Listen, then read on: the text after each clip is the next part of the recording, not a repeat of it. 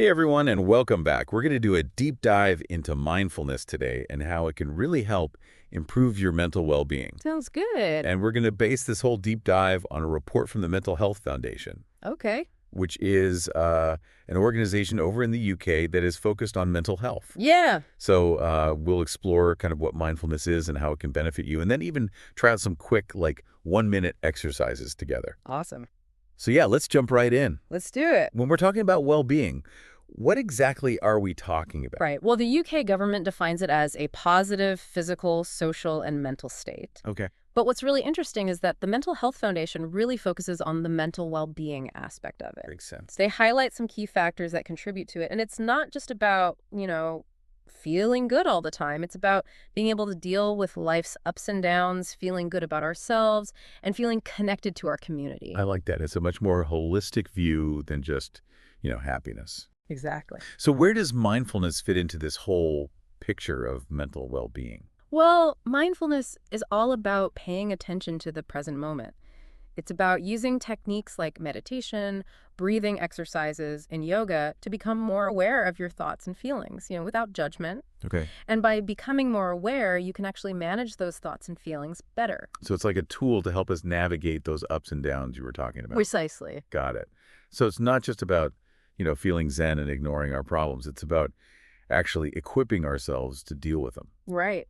That makes a lot of sense. But, there's always a bit of skepticism around these things. Like, is there any real evidence that mindfulness actually works as a mental health tool? Oh, absolutely.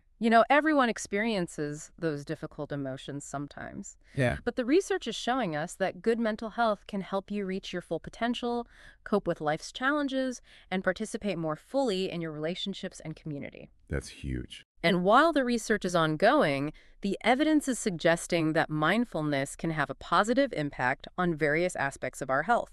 Like what? We're talking mind, brain, body, behavior, and relationships. Wow. That's pretty comprehensive. It is. And, it's shown promise in helping with conditions like stress, anxiety, depression, Yeah. even addiction like alcohol and substance misuse. Really? Yeah. And even physical issues like high blood pressure, heart disease, and chronic pain. That's pretty impressive. It is. I mean, it sounds almost like a cure-all, but I'm sure it's not quite that simple. Right. It's not a magic bullet. So is mindfulness right for everyone?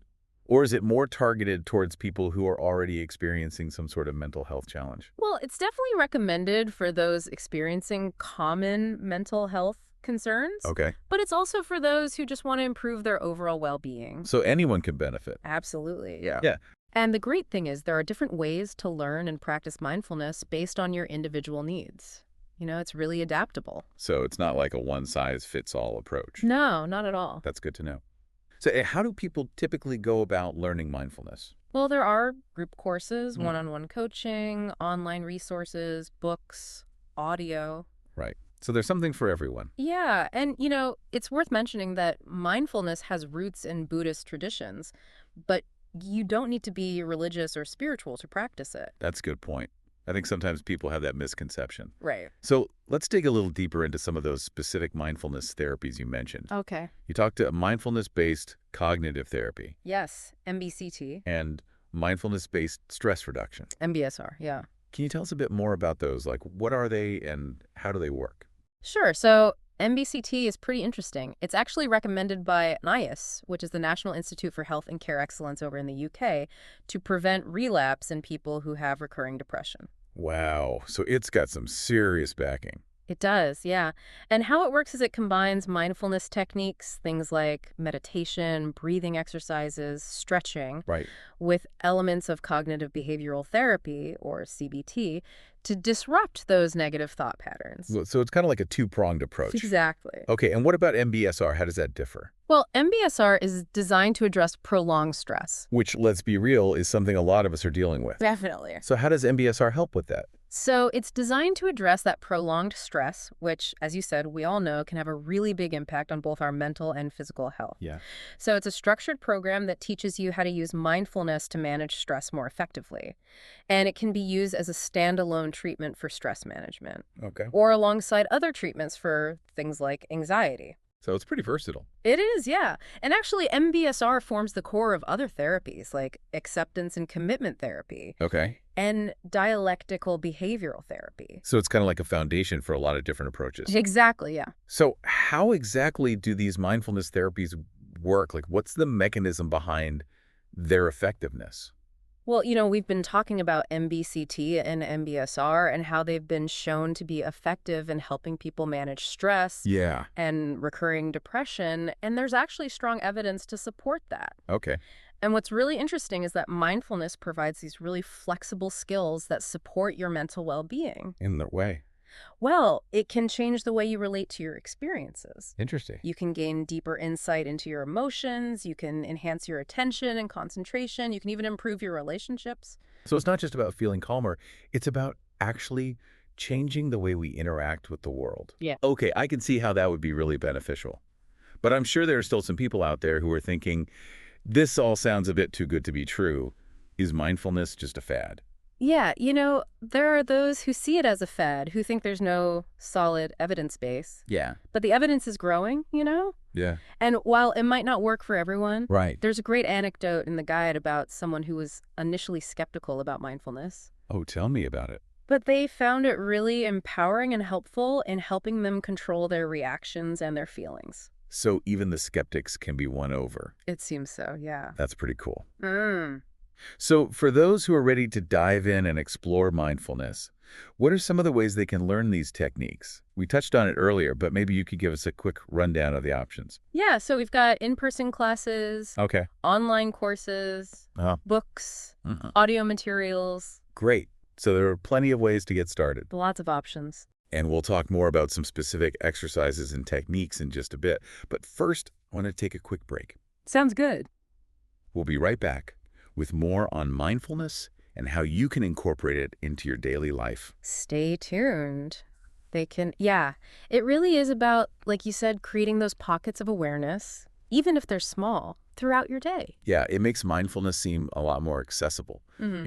It's not about like clearing your schedule and finding an hour to meditate every single day. Right. It's more about, like you said, integrating it into those everyday moments. Absolutely. And the Mental Health Foundation actually gives some really practical examples in their guide. Yeah. Like instead of just like chugging your morning coffee, Yeah. right? They say just take a moment to really like savor the taste, the aroma. Yeah. Or while you're walking to work, just pay attention to the sensations of your feet on the ground, Right. the breeze on your skin, the sounds around you. It's amazing what you start to notice when you actually pay attention.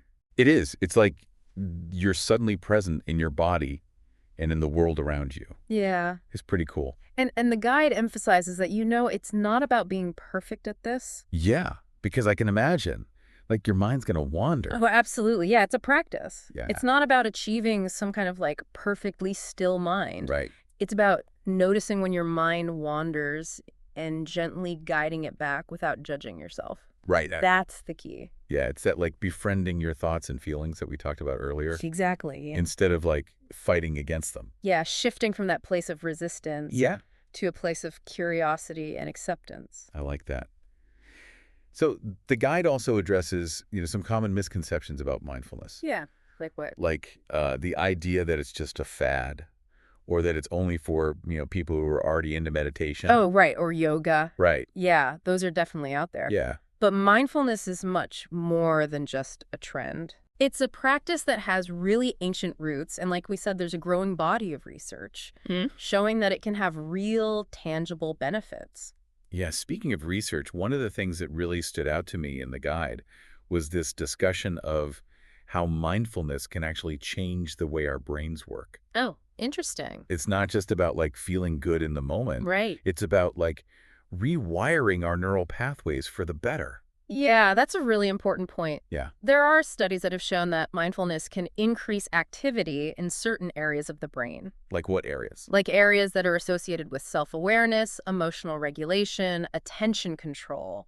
So it's not just like a fluffy feel-good practice. It's actually like changing the physical structure of our brains. Exactly. Yeah. Wow. And Yeah. those changes can then lead to these lasting improvements. Okay, so let's say someone's listening to this and they're like, all right, I'm convinced. I want to give mindfulness a try. What would you recommend as a first step based on this mental health foundation guide? I would tell them to start small and be patient. Okay, yeah. Mindfulness is a skill that you develop over time. Yeah. And it's important not to get discouraged Yeah. if you don't see those results immediately. Right, it's a journey, Exactly. not a destination. Yeah. And the guide mentions a few different ways to get started.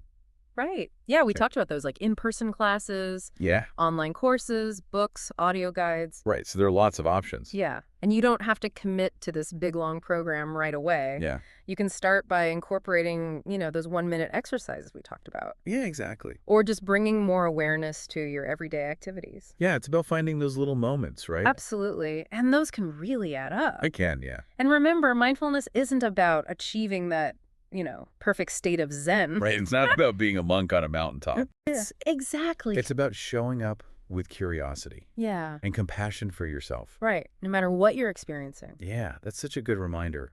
It's about being present with whatever arises Mm-hmm. without judgment. Exactly. And the more we practice, the easier it becomes. Right, it's like building a muscle. Absolutely. The Mental Health Foundation Guide also includes a link to their Get Help page, Oh, okay. which is a great resource for anyone listening who might need, additional support beyond Yeah. those self-help strategies we've been talking about. Right. It's important to remember you don't have to go through this alone. Exactly. There are people and resources out there Mm-hmm. to help you on your journey Yeah. to better mental well-being. Absolutely. So before we move on, I wanted to circle back to something you mentioned earlier. Okay. This idea that mindfulness can actually change the way our brains work. Yeah. Can you elaborate on that a bit more? Yeah. Like, what's actually happening in our brains Yeah. when we practice mindfulness? Yeah. It's a fascinating stuff. So mindfulness has actually been shown to increase gray matter density Gray matter. in certain areas of the brain. Okay. And these are areas that are associated with self-awareness, Okay. emotional regulation, and attention control. And gray matter, that's the stuff that actually processes information, right? It is. Yeah. It's the brain's processing power. Okay. And mindfulness can actually help to beef it up in those areas Okay. that support mental well-being. So it's like giving your brain a workout. Exactly. Okay, so it's not just a mental exercise, Yeah. it's a physical one as well. Mindfulness is actually changing the structure of our brains. It is, yeah. And those changes are leading to improvements in our mental health. That's the amazing thing about neuroplasticity. Mhm. Our brains are constantly changing, Mm. adapting based on our experiences. Yeah. And mindfulness is just a really powerful tool for shaping those changes Wow. in a positive direction. It's amazing to think that we have the power to change our brains for the better. We do. That's a really empowering message. It is. So before we move on to the final part of our mindfulness deep dive, Hmm. I want to leave our listeners with a thought to ponder. Okay. What if, instead of constantly seeking happiness and trying to avoid difficult emotions, we embrace the first spectrum of human experience? Oh, You yeah. know, the joy, Yeah. the sorrow, Yeah. the anger, the peace. That's a profound question, and it really gets at the heart of what mindfulness is all about. Yeah. It's not about creating this perfect, blissful state of mind. It's Yeah. about learning to be present Yeah. with whatever arises Yeah. without judgment. It's about recognizing that all of our emotions, even the uncomfortable ones, Mm-hmm. are part of what makes us human. Exactly. And by embracing those emotions, we can Mm. actually cultivate a deeper sense of self-acceptance and Yeah. compassion. Welcome back to our deep dive into mindfulness. I'm really enjoying this conversation. Me too. We've been exploring the power of mindfulness and how it can really help us, navigate those ups and downs Mhm. with more awareness Yeah. and resilience. And before the break, we were talking about that idea of embracing the full spectrum of human experience. Yeah. Yeah. The good, the bad, Mm-hmm. and everything in between. Right. And I think that's such a crucial aspect of mindfulness. Yeah.